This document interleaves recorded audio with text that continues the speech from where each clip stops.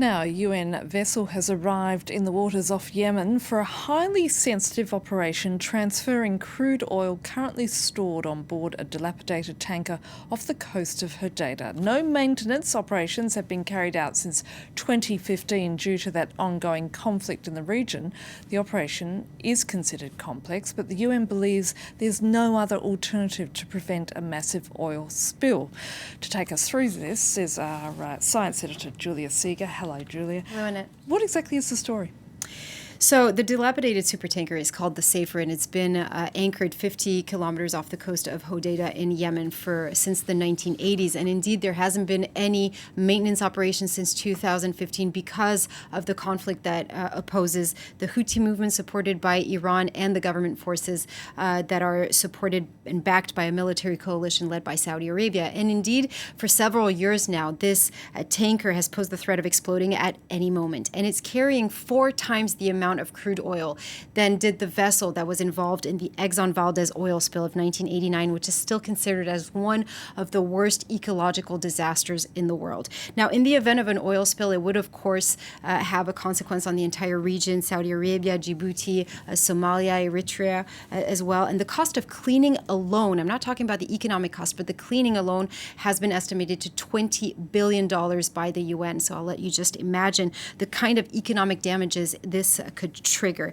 Now, fearing an oil spill, and because of the conflict, the UN decided to take matters into their own hands. They raised money and they bought this ship called the Nautica, which has just docked next to the FSO Safer, and they're now going to start pumping the oil off the rusting ship, which is also indeed a very difficult situation. And why is it such a delicate operation? Well, because of the situation on the boat, because it's so dilapidated, but at the same time, because of extreme temperatures, it's about 50 degrees Celsius in the Arabian Peninsula in summer, and that increases also the risks of slipping and tripping for the workers who are also wearing these very heavy protective gear. There's another problem, Annette, and that's marine mines, because we are on a battlefield here. So here you see what a mine looks like. It's actually a global problem, but especially right now in Yemen. And I'm going to show you an explosion. There you go, an explosion of a marine mine. So just imagine if there was such an explosion next to the tanker that is now filled with over 1 billion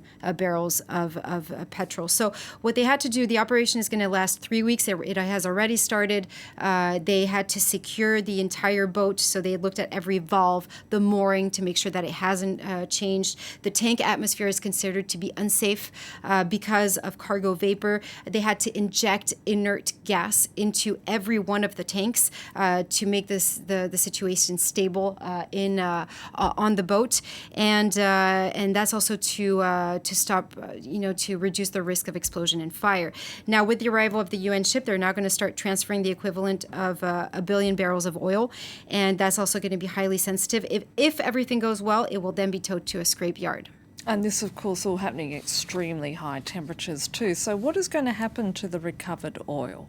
So that's a great question. They're going to have to first evaluate the quality of the oil, if it has been contaminated by seawater or other substances. And the ownership of the oil is also a question, because the rivalry between the Houthis and the government is still ongoing, even though the violence on the ground has reduced considerably. But the UN says that it first decided to negotiate this preventing this massive spill, and now they're going to start, if everything goes well, they will have to negotiate on who's going to take that oil and who's going to get the revenue from it. Indeed, a difficult operation on so many levels. Thank you so much, Julia.